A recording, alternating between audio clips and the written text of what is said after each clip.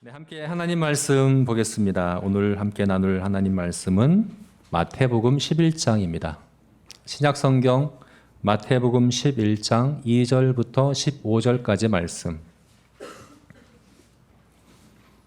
마태복음 11장 2절에서 15절까지 말씀 우리 한 절씩 교독하시겠습니다.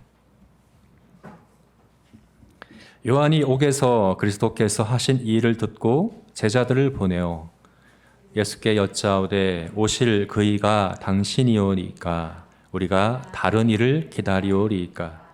예수께서 대답하여 이르시되 너희가 가서 듣고 보는 것을 요한에게 알리어 맹인이 보며 못 걷는 사람이 걸으며 나병한 자가 깨끗함을 받으며 못 본 자가 들으며 죽은 자가 살아나며 가난한 자에게 복음이 전파된다 하라. 누구든지 나로 말미암아 실족하지 아니하는 자는 복이 있도다 하시니라. 그들이 떠나매 예수께서 무리에게 요한에 대하여 말씀하시되 너희가 무엇을 보려고 강야에 나갔더냐? 바람에 흔들리는 갈대냐? 그러면 너희가 무엇을 보려고 나갔더냐? 부드러운 옷 입은 사람이냐? 부드러운 옷을 입은 사람은 왕궁에 있느니라. 그러면 너희가 어찌하여 나갔더냐? 선지자를 보기 위함이었더냐? 옳다. 내가 너희에게 이르노니 선지자보다 더 나은 자니라. 기록된 바 보라 내가 내 사자를 내 앞에 보내노니 그가 내 길을 내 앞에서 준비하리라 하신 것이 이 사람에 대한 말씀이니라. 실로 너희에게 말하노니 여자가 낳은 자 중에 세례 요한보다 큰 이가 일어남이 없도다. 그러나 천국에서는 지극히 작은 자라도 그보다 크니라. 세례 요한의 때부터 지금까지 천국은 침노를 당하나니 침노하는 자는 빼앗느니라. 모든 선지자와 율법이 예언하는 것은 요한까지니 만일 너희가 즐겨 받을진대 오리라 한 엘리야가 곧 이 사람이니라. 귀 있는 자는 들을지어다. 아멘. 네, 여러분, 천국은 침노를 당할까요? 천국은 침노를 당할 수 있을까요? 침노한다라는 말을 우리가 잘 사용하지 않는 말이라서 생소하실 텐데, 이것은 한자어입니다. 침자는 침략할 침자입니다. 침입할 침자. 그리고 노자는 노략질할 노자입니다. 그러니까 이것을 문자적으로 풀이하자면 뭡니까? 침입하여 노략질한다 하는 그런 의미죠. 강제로 폭력적으로 들어가서 빼앗는 것을 이야기합니다. 그럼 여러분 천국을 강제로 폭력적으로 침입해 들어가서 노략질하는 게 가능하겠습니까? 우리 전에 봤던 6장 말씀에서 예수님께서 정반대의 말씀을 이미 하셨죠. 기억하십니까? 너희를 위하여 보물을 땅에 쌓아두지 말라. 거기는 좀과 동록이 해하며 도둑이 구멍을 뚫으며 도둑질하느니라. 오직 너희를 위하여 보물을 하늘에 쌓아두라. 거기는 좀이나 동록이 해하지 못하며 도둑이 구멍을 뚫지도 못하고 도둑질도 못하느니라. 다시 말해서 침노할 수 없다. 그 누구도 할 수 없다는 거죠. 좀과 같은 해충도, 녹쓰는 것, 부서지는 것, 낡아지는 것 같은 자연현상도 도둑과 강도 같은 그런 악의를 품고 침입하고자 하는 그 어떤 존재도 그 누구도 강제로 천국에 들어와서 빼앗는 것은 불가능하다. 절대적으로 천국은 안전하다라고 예수님께서 분명 말씀하셨습니다. 그래서 오늘 본문 12절에서 예수님께서 천국은 침노를 당하나니 침노한 자는 빼앗느니라 하는 이 말씀은 무슨 의미일까? 정말 천국을 누군가가 침입해서 강제로 빼앗을 수 있다는 의미인가? 그 의미가 아니겠죠. 그죠? 그 의미는 그런 말씀으로 하신 게 분명 아닐 것입니다. 이게 무슨 의미인가? 사실 이 구절이 마태복음 11장 12절이 이 마태복음의 아주 대표적인 난해 구절 가운데 하나입니다. 왜냐하면 여러 가지로 해석할 수 있는 여지가 많기 때문인데 어떤 사람들은 이렇게 해석합니다. 이것은 천국 백성이 받는 고난을 가리키는 것이다. 그러니까 천국 백성이 고난 받잖아요. 세상에서 핍박을 받잖아요. 그죠? 그것을 예수님께서 말씀하시는 것이다 라고 해석하는 분들이 있는데, 대표적으로 공동번역 성경이 바로 그렇게 해석해서 번역했습니다. 그래서 이 12절을 공동번역이 어떻게 번역했는가 함께 볼까요? 네, 공동번역에서는 이렇게 번역되어 있습니다. 우리 같이 한번 읽어보겠습니다. 읽겠습니다.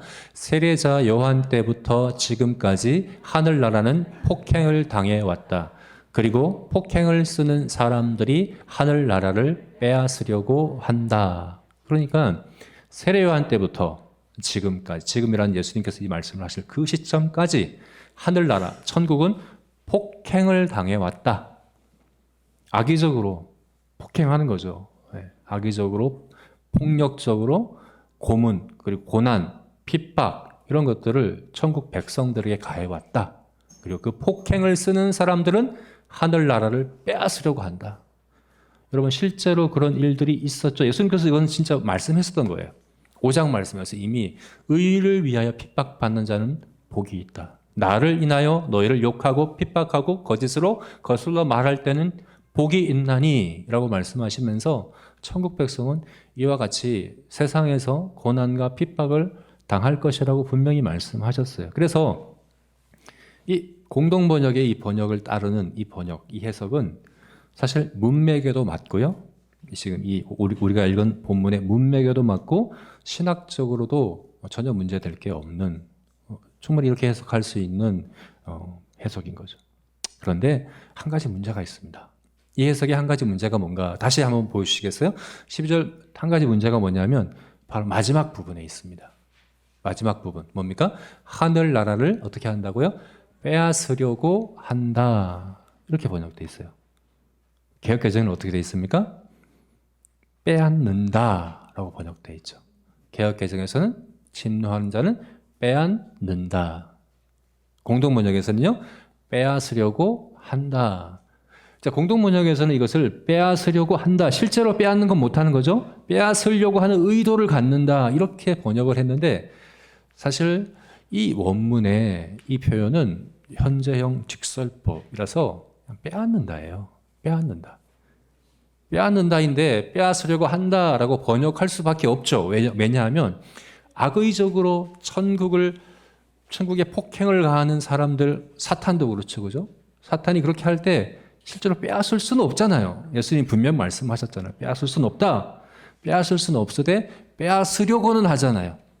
사탄은 빼앗으려고 하잖아요. 우리 믿음을 빼앗으려고 하고 천국을 빼앗으려고 하는 악한 의도를 갖고는 하되 빼앗지는 못하죠. 그래서 공동번역에서는 이것을 빼앗는다고는 번역을 못하는 거예요. 어떻게 번역했습니까? 빼앗으려고 한다라고 이렇게 번역할 수밖에 없는 게 한계인 거죠. 다시 말해서 천국을 침노한다. 이것을 악의적으로, 정말 악의적으로 천국에 폭력을 가하고 강제적으로 뭔가 빼앗으려고 하는 사탄과 또 천국의 대적자들이 핍박하고 고난을 주는 그것으로 해석하려고 하면 마지막 부분에 가서 빼앗는다 하는 이 부분을 제대로 번역할 수 없는 문제가 있다는 겁니다. 사실은 오늘 이 본문이요, 이렇게 공동번역에서는 왜 그 문제가 있는데 이렇게 번역하려고 했냐 할 때 문맥에 이게 맞기 때문에 그런 것이거든요. 지금 어떤 문맥입니까? 2절을 보면 세례 요한이 지금 어디에 있습니까? 2절 다시 한번 볼까요? 어디에 있습니까? 요한이 어디서요? 옥에서. 요한이 옥에 갇혀 있습니다. 감옥에 갇혀 있습니다. 왜 갇혀 있을까요? 헤롯에게 직접적으로 헤롯을 비판했어요. 왜냐하면 헤롯이 자기 동생의 아내를 빼앗아서 자기 아내로 삼았어요. 헤로디아라고 하는 동생의 아내, 제수시죠. 동생의 아내를 빼앗아서 자기 아내로 삼았어요. 근데 이것을 세례 요한이 공개적으로 비판하기 시작했어요. 그러니까 헤롯이 세례 요한을 잡아서 옥에 가둬놓은 상황입니다. 근데 이 세례 요한이 어떻게 했습니까? 옥에서 어떻게 했습니까? 제자들을 보내요. 자기 제자들을, 세례 요한의 제자들 그리스도께 보내요. 3절을 보게 되면 질문을 합니다. 어떤 질문을 합니까? 예수께 여짜오되 오실 그이가 당신이오니까 우리가 다른 이를 기다리오리까? 이 질문을 한 거예요. 예수님께 제자들을 보내서 당신이 우리가 기다리는 그 메시아가 맞습니까? 아니면 우리가 다른 메시아를 기다려야 합니까? 이 질문을 하게끔 한 거예요. 왜 이렇게 했을까요? 여러분, 세례 요한은 예수님의 가장 분명하고 확실한 증언, 전파하는 사람이었죠. 그죠? 세례 요한은 예수님 위에 하늘로부터 성령이 임하시는 것을 목격했습니다. 그래서 예수님이 그리스도라는 것을 확신했습니다. 그래서 앞서 3절에는 예수님을 그리스도라고 전파하고 증거했습니다. 그랬던 사람이 갑자기 예수님이 정말 메시아가 맞나? 예수님이 정말 그리스도가 맞나? 의심하기 시작한 거예요. 회의감이 들기 시작한 거예요. 그리고 그것을 단도직입적으로 제자들을 보내서 예수님께 직접 물어봐라. 예수님이 정말 그 메시아가 맞습니까? 아니면 우리가 다른 이를 기다려야 합니까? 직접 물어봐라. 이렇게 보낸 상황입니다. 왜 이렇게 세례 요한이 물어봤을까요? 왜냐하면 세례 요한이 생각한 천국과 다르기 때문에 그런 거예요. 3장 말씀을 볼까요? 3장 말씀을 보게 되면 세례 요한이 예수님을 증언하면서 이렇게 얘기했었습니다. 한번 우리 3장 10절부터 12절까지 우리 함께 한 목소리를 읽어보겠습니다. 이미 도끼가 나무 뿌리에 놓였으니 좋은 열매를 맺지 아니하는 나무마다 찍혀 불에 던져지리라. 나는 너희로 회개하게 하기 위하여 물로 세례를 베풀거니와 내 뒤에 오시는 이는 나보다 능력이 많으시니 나는 그의 신을 들기도 감당하지 못하겠노라. 그는 성령과 불로 너희에게 세례를 베푸실 것이요 손에 키를 들고 자기의 타작 마당을 정하게 하사 알곡을 모아 곡간에 들이고 쭉저기는 꺼지지 않는 불에 태우시리라. 지금 세례 요한이 예수님에 대해서 증언하는데 뭐라고 얘기합니까? 도끼가 나무 뿌리에 놓였다. 근데 내 뒤에 오시는 그분은 나보다 능력이 많아서 어떻게 한다고요? 성령과 불로 세례를 베풀 것이다. 그분은 타작마당을 정해서 알곡과 쭉정이를 구분해서 쭉정이는 불에 던지고 알곡은 곡간에 들이는 그 일을 하실 것이다. 다시 말해서 마지막 심판주로 오신다. 이제 곧 심판이 임박해 있다. 그분이 오시면 쭉정이와 알곡을 나누는 최종적인 심판이 있을 것이고 알곡은 곡간에 들이는 천국이 완성될 것이다. 이렇게 전파했었습니다. 이게 세례 요한이 생각한 메시아입니다. 그리고 천국입니다. 그런데 현실은 어떻습니까? 천국이 폭행을 당하고 있습니다. 천국이 심판을 받고 있습니다. 헤롯에게서. 그렇죠? 자신은 분명 메시아가 왔다고 믿었는데 이런 심판이 일어나는 것이 아니라 오히려 자신이 잡혀서 옥에 갇혀서 헤롯으로부터 심판을 받고 있는 이 상황이 도무지 이해가 안 되는 거예요. 당신이 정말 메시아가 맞습니까? 심판주로 오신 메시아가 맞습니까? 이 질문을 지금 제자들을 보내서 물어보는 거예요. 그래서 예수님이 뭐라고 대답하셨다고요? 세례 요한 때부터 지금까지 천국은 폭행을 당하고 있다. 그리고 폭행을 당하는 자는 빼앗으려고 하는 게 맞다. 이게 정상적이다. 라고 그 지금 세례 요한이 당하고 있는 현실을 설명해 줬다 하는 게 이 공동 번역의 번역이라는 거예요. 이게 제 생각이 아니라 공동 번역의 번역이라는 거예요. 공동 번역에서는 그렇게 천국의 침노를 천국 백성이 당하는 고난으로 해석한다는 거예요. 그런데 그게 아니라는 거죠. 그죠? 그게 그렇게 번역할 수가 없습니다. 왜냐하면 맨 마지막 부분에 빼앗으려고 한다라고 이렇게 번역할 수밖에 없는데 원문은 그게 아니거든요. 원문은 빼앗는다라고 되어 있어요. 천국을 침노하는 자가 천국을 빼앗는다라고 이렇게 얘기했습니다. 그러므로 여기서 천국을 침노한다는 것은 악의적으로 천국을 공격하는 대적자들을 얘기하는 게 아닙니다. 천국을 실제로 차지하게 될, 천국을 얻게 될 천국 백성에 대해서 이야기하는 거죠. 그래야지 빼앗는다라는 말이 되잖아요. 그죠? 천국 백성인 우리가 열심을 다해서, 최선을 다해서, 마치 나에게 안 주려고 하는데 강제로 빼앗는 듯한 그런 열심을 갖고, 그런 적극성을 가지고 천국을 추구하고, 그래서 천국을 얻게 된다라고 번역하는 것이 더 맞다는 겁니다. 그게 바로 우리가 보고 있는 개역 개정의 번역이고 또 새번역, 우리말 성경, 그 외 모든 성경들이 다 이렇게 번역을 하고 있다는 거죠. 다시 정리하자면 이것은 우리들에 대한 거라는 겁니다. 실제로 천국을 얻는 사람, 구원 받는 사람, 영생을 얻는 사람이 그 천국을 얻을 때 그들의 그 태도와 자세, 그 모습이 어떠냐? 마치 침노하는 자와 같다. 적극적으로 강제로 빼앗으려는 듯한 그런 태도로 그렇게 천국을 적극적으로 추구하고 노력하는 그것이 바로 천국을 얻는 자의 모습이다. 이렇게 예수님께서 말씀하는 거죠. 그럼 여러분 이렇게 질문하실 분이 있을 겁니다. 아니, 천국은, 구원은 값없는 은혜로 받는 것 아닙니까? 내가 노력하고 수고하고 애써야 받는 게 아니라 내 공로와 상관없이, 내 노력과 상관없이 예수님의 공로로, 예수님의 의로 값없는 선물로 그냥 받는 것 아닙니까? 왜? 안 주려는 거 억지로 빼앗으려는 것처럼 그렇게 적극적으로 노력하고 수고해서 천국을 얻는다, 빼앗는다라고 이렇게까지 예수님께서 이렇게 말씀하십니까? 성경의 다른 부분의 가르침과 맞지 않는 것 아닙니까? 이렇게 여러분들 생각하실 수 있습니다. 맞습니다, 여러분. 성경의 다른 많은 곳에서는 구원을 값없는 선물로 우리에게 말씀하고 있습니다. 그래서 우리가 자랑할 게 없어요.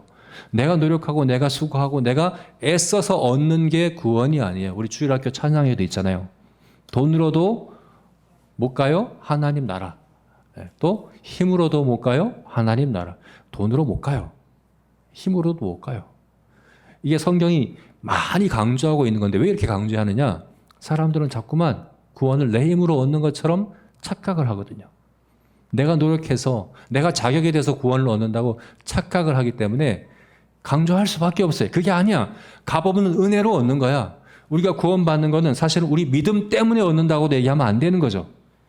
내가 믿어서 구원받아. 이렇게 얘기하는 것도 틀린 얘기라고 제가 여러 번 말씀드렸죠. 믿음을 통해서 구원받는 겁니다. 믿음 때문에 구원받는 것 아닙니다. 믿음은 영적인 수납기관이다라고 말씀드렸죠. 우리가 뭔가 선물을 줄 때 손으로 받잖아요. 귀로 받고 눈으로 받고 안 하고 손으로 받잖아요. 왜냐하면 손이 받을 때 사용하는 그 수단으로 사용하는 그 기관이기 때문에 그래요. 하나님께서 구원을 주실 때도 믿음으로 받는 거예요. 믿음을 통해서 받는 거예요. 믿음 때문에 받는 것 아닙니다. 우리는 뭐 때문에 구원받습니까? 하나님의 은혜로, 하나님의 사랑으로. 무엇에 근거해서 구원받습니까? 예수님의 완전한 의로움과 우리를 위한 대속으로 구원받는 겁니다. 내가 언제 어느 날 믿기 시작했고 복음을 받아들이고 교회에 출석하고 예배를 드리고 헌금해서 내가 구원받는 것이라고 이야기하면 정말 염치 없는 겁니다. 여러분, 우리의 구원은 영원 전부터 시작된 하나님의 사랑에서 시작된 거지 내가 몇 날 몇 시에 믿어서 구원받는 거 아닙니다. 영원 전부터 우리를 아시고 사랑하시고 우리를 택하신 하나님의 그 사랑, 거기에서 우리의 구원이 시작되었고 우리를 위하여 우리의 죄에 대한 심판과 저주를 십자가에서 다 감당하신 예수님의 그 대속함이 근거가 되어서 우리가 천국을 얻고 구원받는 것이지 나 때문에 구원받는 거 아니에요. 내가 애써고 노력해서 되는 것 아니에요. 그게 성경이 강조하고 있는 부분입니다. 그러면 예수님께서는 여기서 왜 이 말씀을 하십니까? 이렇게 말씀하시면 우리가 착각하기 쉽잖아요. 마치 구원을 내 힘으로 얻는 것처럼 착각할 수 있는 말씀 아닙니까? 천국은 침노하는 자가 얻는다. 강제로 억지로 빼앗고 침입해서 폭력적으로 강제적으로 그렇게 얻으려고 하는 그 사람이 천국을 얻는다. 이렇게 예수님께서 말씀하시면 마치 내 힘으로 구원 얻는 것처럼 착각할 수도 있는데 오해할 수 있는데 예수님은 왜 이렇게 말씀하셨을까? 왜 그렇게 하셨을까요? 그것이 바로 값없는 은혜로 구원을 얻을 때 그 구원을 얻는 사람의 태도이기 때문에 그래요. 여러분, 천국과 구원은 값없이 얻어요. 값없는 선물로 받습니다. 그런데 그 값없는 선물을 받을 때 나타나는 태도가 있습니다. 자세가 있습니다. 이와 같이 침노하는 자와 같이 그것을 드립니다. 이래야 되는 겁니다. 이래야 정말 천국을 얻는 자입니다. 이것은 우리가 애쓰고 힘써서 노력해서 천국을 얻는다는 게 아닙니다. 천국은 값없이 조건 없이 값없는 선물로 우리에게 주십니다. 그런데 그것을 받는 자의 모습은 어떻다고요? 침노하는 자와 같다 하는 거죠. 이게 바로 예수님께서 앞으로 우리 13장에서 보게 될 밭에 감춰진 보화 비유, 우리 거기서 확인할 수 있죠. 천국은 밭에 감춰진 보화와 같다. 여러분, 밭에 감춰진 보화가 얼마나 가치 있고 귀합니까? 자기 전 재산을 다 팔아서 살 만큼 귀하죠. 저는 아마도 그 사람이 전 재산을 다 팔아서 밭을 사면서도 공짜로 얻었다라고 생각했을 것 같아요. 이거 내가 이 값으로 이걸 얻었다니 막 기뻐하면서 조마조마하면서 마치 빼앗는 것처럼 침노하는 자처럼 안 팔면 어떡해 막 조마조마하면서 전 재산을 팔아서 그걸 사는데 공짜로 얻은 것 같은 마음인 거죠. 내 전 재산하고 비교할 수 없을 만큼 큰 가치가 거기 숨겨져 있는 걸 아는 거예요. 그래서 공짜로 얻는 것 같은 그런 마음이에요. 근데 그것을 얻는 자의 자세는 뭡니까? 빼앗는 자와 같은 거죠. 왜요? 너무나도 귀하다는 걸 알거든요. 너무나도 값지다는 걸 알기 때문인 거죠. 그래서 그 보화를 발견한 그 사람은 그냥 뭐 주면 좋고 안 주면 뭐 어쩔 수 없고 이런 자세일 수가 없다는 거예요. 내 전 재산 중에서 일부를 떼놓고 이건 아까워서 팔면 안 돼라고 망설일 그럴 것도 없다는 거예요. 모든 것을 다해서 적극적으로 달려들어서 온 힘을 다해서 그것을 얻으려고 하는 그런 모습. 그게 바로 값없는 은혜로 천국을 얻을 때의 그 천국 백성의 모습이다라고 지금 예수님께서 말씀하시는 겁니다. 여러분, 우리가 기억해야 합니다. 천국과 구원은 값없는 은혜로 얻습니다. 그러나 결코 값싼 것이 아닙니다. 여러분, 천국과 구원이 값없다고 해서 값싸게 여기면 안 됩니다. 값싸게 비춰지면 안 됩니다. 여러분, 세상은 천국의 가치를 뭘 통해서 평가하겠습니까? 세상은 믿지 않는 사람들은 천국을 못 봅니다. 모릅니다. 그게 얼마나 귀한지 모릅니다. 근데 천국이 정말 귀한 거구나. 천국은 정말 값진 보화구나. 이걸 뭘 보고 압니까? 천국과 구원을 얻은 사람의 태도를 보고 압니다. 태도를 보고 아는 거예요. 세상이 천국에 대한 평가를 내리는 것은 우리들의 태도를 보고 아는 거예요. 우리를 보고 저 사람을 보니까 천국이 정말 귀한 게 맞구나. 저렇게 전 재산을 다 팔아서 사려고 하는 것만큼 마치 억지로 빼앗으려고 하는 것처럼 적극적으로 달려들어서 얻는 그 모습을 보니까 천국은 정말 가치 있구나. 이렇게 평가하는 것이거든요. 여러분, 혹시나 내 주변에 있는 믿지 않는 사람, 가족이 될 수도 있고 이웃이 될 수도 있고 우리 직장 동료일 수도 있고 누구일 수도 있습니다. 그 분들이 여러분들을 보고 천국의 가치를 어떻게 평가하시겠습니까? 값싼 싸구려로 평가하지는 않습니까? 천국은 뭐 대단한 게 아니구나. 그냥 그렇구나. 남들 앞에 내세우기도 부끄러운 그냥 초라한, 그래서 뭐 숨겨놓는, 자랑할 것도 없는, 거기에다 뭘 그렇게 힘을 들이고 노력을 하고 애를 쓰고 할 그런 가치도 없는, 그냥 주면 좋고 안 줘도 어쩔 수 없는 그냥 싸구려구나, 값싼 것이구나, 이렇게 여러분들 주변 사람들이 천국을 평가하고 있지는 않습니까? 그런 경우는 의심해 봐야 되는 겁니다. 내가 정말 그 밭의 보화를 발견한 사람이 맞는가? 철없는 아이들도 압니다. 이건 엄마가 정말 아끼는 물건이야. 이건 아빠가 정말 아끼는 물건이야. 이거는 내가 건드리면 안 돼. 이건 내가 함부로 만지다가 깨뜨리면 큰일 나. 아이들도 압니다. 엄마가 얼마나 이걸 귀하게 여기는가, 가치 있게 여기는가 다 압니다. 이건 내가 굳이 설명하려고 하지 않아도 그 태도에서, 그 모습에서 다 드러납니다. 여러분들의 아이들은 여러분들의 모습을 보며 천국은 정말 귀한 거구나. 정말 천국은 밭의 보화와 같구나. 이렇게 평가하고 있습니까? 정말 그렇게 평가하겠습니까? 아니면 그냥 값없는 싸구려로 여기겠습니까? 그래서 오늘 이 말씀이 중요한 거예요. 왜냐하면 우리가 앞으로 이제 마태복음을 우리가 지난 작년에는 유시디오리 문답을 1문부터 52문까지 교리 설교를 함께 봤는데요. 저는 굉장히 유익했고 의미 있었던 시간이라고 생각합니다. 전체적인 성경의 교리를 우리가 함께 봤죠. 중요합니다. 그런데 이 교리 설교와 오늘 우리가 이제 하는 이 설교처럼 본문을 따라서 하는 설교가 병행되어야 돼요. 교리 설교는 주제 설교이기 때문에 강조해야 될 부분을 제대로 강조를 할 수 있지만 성경의 문맥을 그대로 따라서 보지는 못하는 또 그런 문제가 있죠. 그래서 오늘부터는 다시 이제 성경 본문을 따라서 성경의 흐름을 따라서 그 문맥대로 한 구절 한 구절씩 보려고 합니다. 우리가 지난번에는 11장 1절까지 봤거든요. 그래서 이어서 11장 2절부터 보는데 앞으로 이어지는 이 말씀은 주제가 예수님의 천국 복음에 대한 사람들의 반응이거든요. 어떻게 반응하는가에 대해서 앞으로 계속 말씀할 겁니다.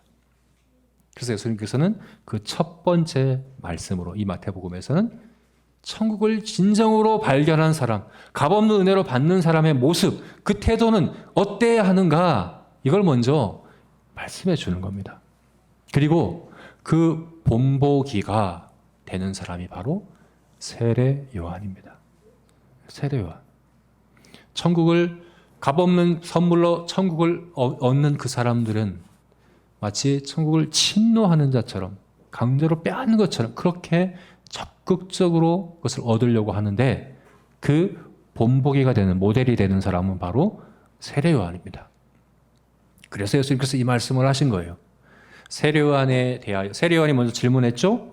거기에 대답했죠. 그리고 세례 요한의 제자들이 돌아가고 나서 세례 요한에 대하여 말씀하시면서 이 말씀을 하신 거예요. 천국은 침노를 당한다.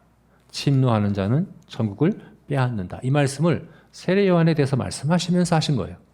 다시 말해서 천국을 침노하는 자의 모델은 누굽니까?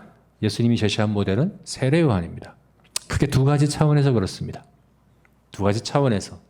세례 요한이 어떻게 천국을 침노하는 자였는가? 두 가지입니다. 첫 번째는 적극적인 질문으로 그렇게 했습니다. 두 번째는 흔들림 없는 헌신으로 그렇게 했습니다.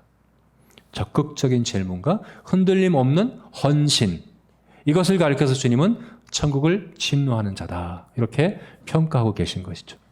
자, 오늘 우리가 내가 천국을 침노하는 자와 같은 자세와 모습으로 천국을 밭에 감춰진 보화로 가치 있게 여기고 가치 있게 드러내는 자가 되기 위해서 어떻게 해야 하는가? 이 세례 요한처럼 적극적으로 질문하며 또 흔들림 없이 헌신하며 천국을 침노하는 자가 되어야겠습니다. 그래서 이 구체적인 의미에 대해서 한번 같이 나눠보겠습니다. 먼저 적극적인 질문입니다. 적극적인 질문. 오늘 본문은 세례 요한의 질문으로 시작하죠. 직접 한 게 아니라 세례 요한의 제자들을 보내서 예수님께 질문하게 했습니다. 뭐라고 질문했습니까? 오실 그이가 당신입니까? 아니면 우리가 다른 이를 기다리까? 라고 질문을 했습니다. 또 우리가 어떻게 생각해 보면 이것은 책망받을 만한 일이 아닌가? 비판받아야 할 말이 아닌가? 아니, 세례 요한보다 더 분명하게 확신을 갖고 예수님이 그리스도라는 것을 그렇게 믿고 전파해야 될 사람이 또 어디 있다고? 그 세례 요한이 예수님이 그리스도인 것을 의심해?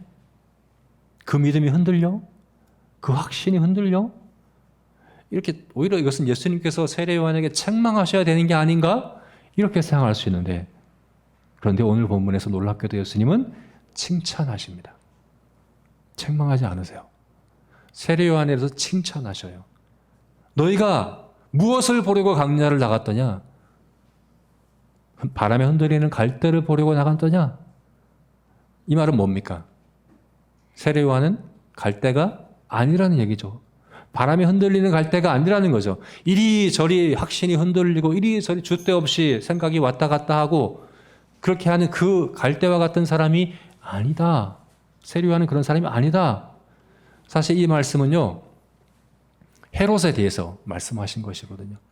여러분, 당시에 사용하던 동전 중에 헤롯이 갈대를 들고 있는 상이 그려진 동전이 있었던 거죠. 정말 헤롯은 갈대 같은 사람이에요.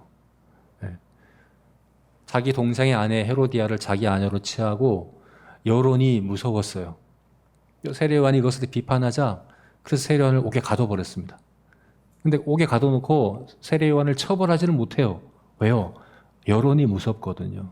세례 요한을 선지자로 아는 이스라엘 백성들이 무서워서 그냥 옥에만 가둬두고 있었습니다.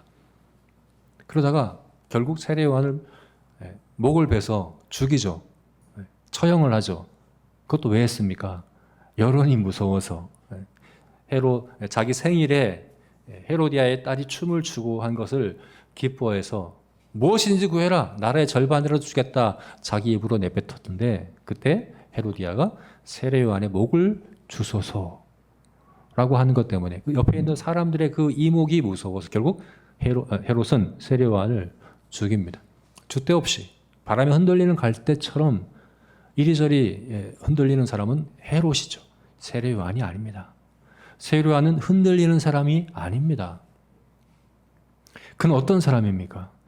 여자가 낳은 자 중에 세례 요한보다 큰 자가 없다. 사람 중에 가장 위대한 사람. 그게 바로 세례 요한이다. 예수님 오히려 칭찬하십니다. 여러분 왜 이렇게 칭찬하셨을까요?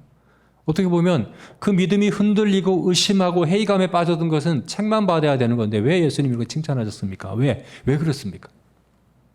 이것은 바로 믿기 위하여 질문하는 것이기 때문에 그래요. 여러분 이 둘은 너무나도 분명한 차이가 있습니다. 믿지 않으려고 질문하는 것과 믿으려고 질문하는 것 여러분 다릅니다. 누가복음을 보게 되면 예수님이 성육신 하실 때 마리아를 통해서 잉태될 때 가브리엘이 와서 그것을 미리 말해주죠. 그죠? 그뿐만 아니에요. 바로 앞에서는 사가랴가 세례 요한을 낳을 때 그때도 가브리엘 천사가 와서 미리 얘기해줘요. 근데 둘 다 사가랴도 그렇고 마리아도 그렇고 믿지 못했어요. 사가랴가 어찌 나에게 이런 일이 있을 수 있습니까? 마리아도 어찌 나에게 이런 일이 있을 수 있습니까? 이렇게 둘 다 질문을 하는데 사가랴는 거기서 심판을 받습니다.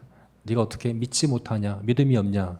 라고 하면서 말을 못하게 되는 벌을 받게 되죠. 그런데 마리아는 오히려 칭찬을 받습니다. 같은 질문인 것 같아도 내가 믿으려고 하는 질문과 믿지 않으려고 하는 질문은 다릅니다.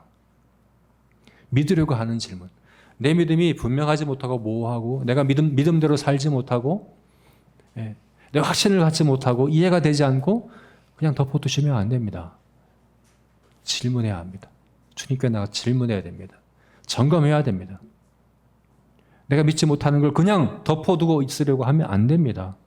그리고 다 이해하지 못하는 게 당연합니다. 세례 요한이라고 해도 당연합니다. 사실 세례 요한이 몰랐던 건 뭡니까? 예수님이 2번 오신다는 걸 몰랐어요. 그래서 세례 요한이 했던 질문이 사실은 맞는 얘기예요. 당신이 오실 그이입니까? 아니면 우리 다른 일을 기다려야 합니까? 둘 다 맞아요. 예수님 이미 오셨고 또 오실 거예요. 세례 요한이 기대했던 천국은 또 오실, 재림하셔서 하실 예수님의 모습이었습니다. 그죠? 불과 성령으로 세례를 주는 것, 승천하시고 성령으로 세례를 주시고 재림하셔서 불로 세례를 주실 거거든요.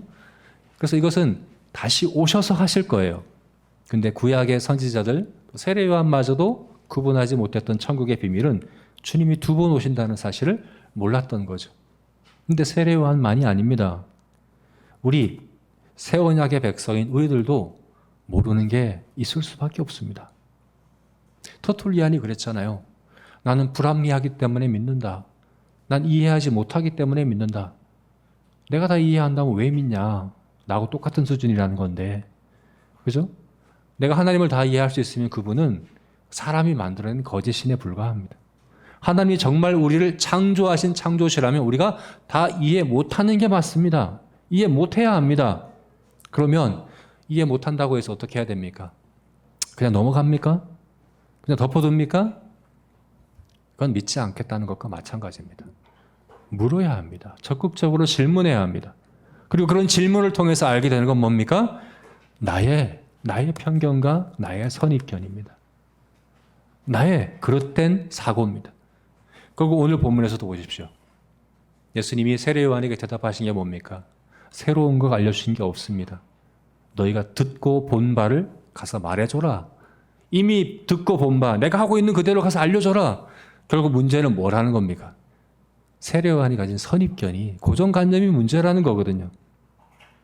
여러분, 우리가 적극적인 질문으로 하나님 앞에 나아갈 때 결국 우리 자신을 돌아보게 됩니다. 자기 점검을 하게 되는 거죠. 자신을 직면하게 되는 거죠. 그리고 이것이 바로 천국을 침노하는 자의 자세입니다.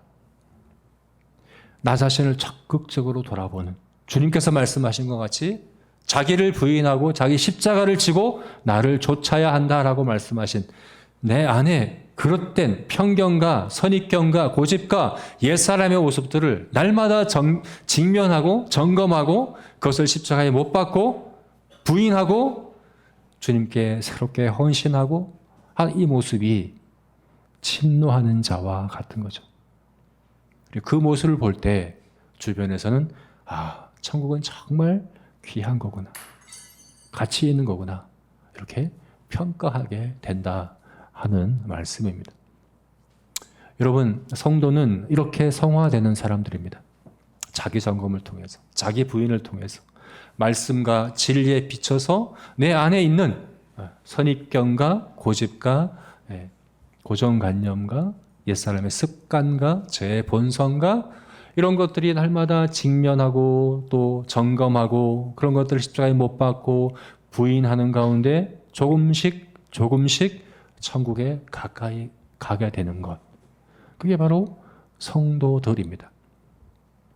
저와 여러분에게 그와 같은 날마다의 자기 직면과 자기 점검이 있으시기를 주님의 이름으로 축원합니다.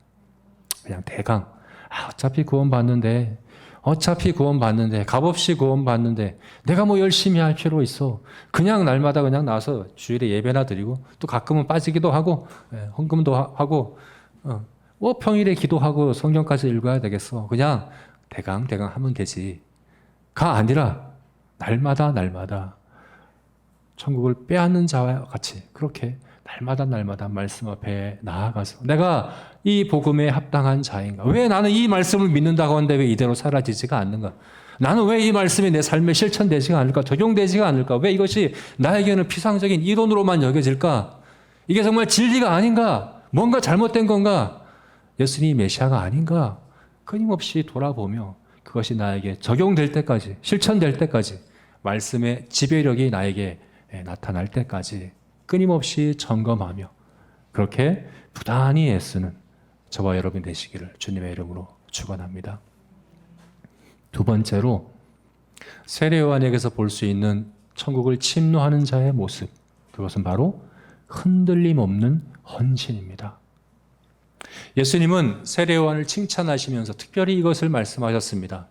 그는 바람에 흔들리는 갈대가 아니다. 또 뭘 말씀하셨습니까? 그는 부드러운 옷 입은 사람이 아니다. 세례 요한은 뭘 입었습니까? 낙타털옷을 입었습니다. 가죽띠를 띄었습니다. 여러분, 이 낙타털옷과 가죽띠가 중요한 이유가 뭡니까? 구약 성경의 엘리야의 복장이 그랬습니다. 세례 요한은 엘리야의 사명으로 온 사람입니다. 그는 그 사명에 자신의 전 삶을 걸었습니다. 그는 제사장 집안에 태어났기 때문에 얼마든지 부유하게 풍요롭게 편안하게 살 수 있었던 사람입니다. 그러나 그는 광야로 가서 낙타털옷을 입고 가죽띠를 띠고 메뚜기와 석청을 먹으며 금욕적인 삶을 살았습니다. 왜요? 사명을 위해서. 자신의 사명에 대한 헌신 때문에 그렇게 했던 사람입니다. 저는 여러분, 우리가 금욕주의자가 되어야 된다고 얘기하는 게 아닙니다. 기독교는 금욕주의와 다릅니다. 기독교를 금욕주의로 이해하시면 안 됩니다.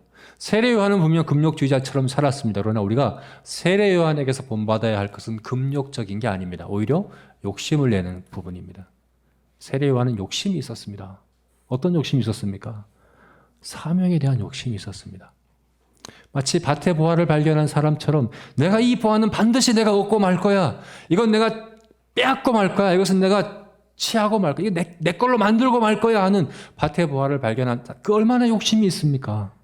그래서 전 재산을 포기한 겁니다. 여러분, 이건 금욕주의 아닙니다. 금욕주의는 불교의 가르침이지 기독교의 가르침 아닙니다. 우리가 세례 요한에서 배워야 되는 것은 사명에 대한 욕심입니다. 이 사명, 이 사명은 내 모든 걸 다 포기하고 다 내려놓고 여기에 온 삶을 다 던지고 정말 올인하는 거죠. 그렇게 살 만큼 가치 있는 거라고 여기는, 그리고 그것이 흔들리지 않고 일관되고 꾸준한 모습으로 추구해 가는, 그것이 바로 세례 요한에서 볼 수 있는 침노하는 자의 모습이라는 거죠. 여러분, 사명에 욕심내시기를 주님의 이름으로 축원합니다. 사명에 욕심내지 않으면 소유에 욕심냅니다. 소유에 욕심내지 않으려면 여러분, 사명에 욕심내야 합니다. 예수님께서 주기도문에서 일용할 양식을 주옵시고 이렇게 구하라고 하셨잖아요. 여러분, 우리의 소유는 일용할 양식이라는 거예요. 이건 군인의 일일 보급량이거든요. 사명을 위해서 딱 필요한 만큼 주신 거예요. 그래서 우리 각 사람마다 일용할 양식의 크기가 달라요. 각자에게 쓸만한 일용할 양식의 크기는 달라요. 뭐에 따라 달라집니까? 사명의 크기에 따라 달라지는 거예요. 사명의 크기가 우리 일용할 양식의 크기를 결정합니다. 그러므로 여러분, 금욕주의자처럼 살 것이 아니라 사실은 우리 소유에 있어서는 자유해야 되는데 그것은 사명에 욕심내는 사람만 얻을 수 있는 겁니다. 네. 우리에게 주신 모든 것은, 여러분들 제가 그래서 뭐 세례 요한처럼 이렇게 선지자로, 이렇게 목회자로, 선교사로 다 이렇게 살라는 얘기 아니죠. 여러분 각자의 삶의 자리, 여러분 각자 하나님께서 주신 그 이제 소명, 각자가 갖고 있는 그 모든 일상의 모든 삶을 사명자로 살라는 겁니다. 그걸 소유를 위해서가 아니라 사명을 위해서.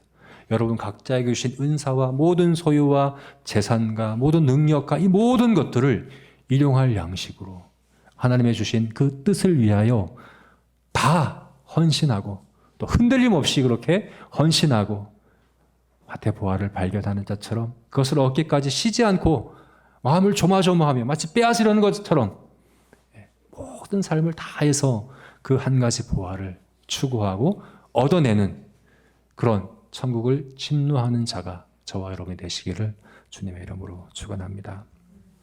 말씀을 맺겠습니다. 여러분, 천국은 값없는 선물로 우리에게 주어집니다. 그러나 너무나도 오늘날 많은 성도들이 값싸게 만들어 버렸습니다. 개독이라고 욕을 합니다. 가치 없다고 얘기합니다. 쓰레기라고 얘기합니다. 누가 그렇게 만들었습니까? 누구한테 책임이 있습니까? 왜 밭의 보화를 그렇게 만들게 우리가 해버렸습니까? 우리가 침노하는 자처럼 살지 않아서 그런 것 아니겠습니까? 적극적인 질문으로 자기를 직면하고 자기를 돌아보고 점검하고 복음에 따라 우리를 성화해 가는 저와 여러분 되시기를 축원합니다. 세상과 똑같이 소유에 욕심내고 이 땅에서 편안하게 안락하게 사는 것에만 그렇게 관심을 갖는 것이 아니라 사명을 위해서, 오히려 주님께서 주신 이 사명을 위해서 우리가 가진 모든 것들을 일용할 양식으로 바르게 사용할 줄 아는 세례 요한과 같은 흔들림 없는 그런 헌신의 모습이 저와 여러분에 있어서 저와 여러분의 주변에 있는 모든 사람들이 천국을 정말 값비싼 보화로 여기고 그렇게 평가할 수 있는 그런 은혜가 2022년 이 한 해 동안 우리들에게 있기를 주님의 이름으로 축원합니다. 아멘. 우리 같이 기도하시겠습니다.